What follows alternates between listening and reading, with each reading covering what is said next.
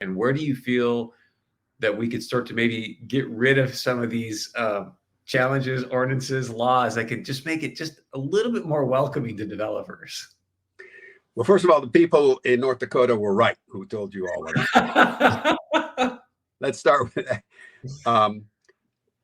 California has always been a very difficult state to develop in because of the regulatory environment. So we've always had a lot of regulations to overcome, and both at the statewide and local level.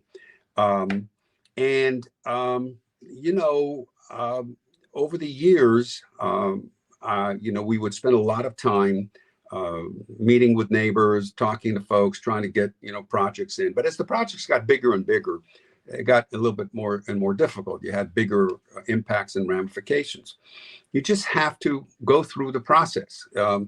The barrier to entry for a developer in California is high, but the payoff was also very high, which is why people still wanted to develop in California, right? Where the population grew, the economy was great. Look, California's got, what is it, the 9th largest economy in the world. So it's a big sandbox to play in.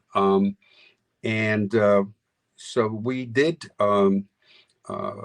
work a lot. But to answer your question as to whether there's been a change recently, there has been in the housing sector, not so much in commercial. So as more and more cities over the last many years denied housing projects, and denied, especially those with affordability components, because neighbors just didn't want to see more density. Then, even though the state had passed the density bonus law, or they had passed other laws requiring or allowing for housing, jurisdictions always had a way out. And they would say, oh, we have a height limit, you're exceeding it. Or we have floor area ratio, you're exceeding it. Or you need a setback, or you need parking, etc. And so they'd always have a way out.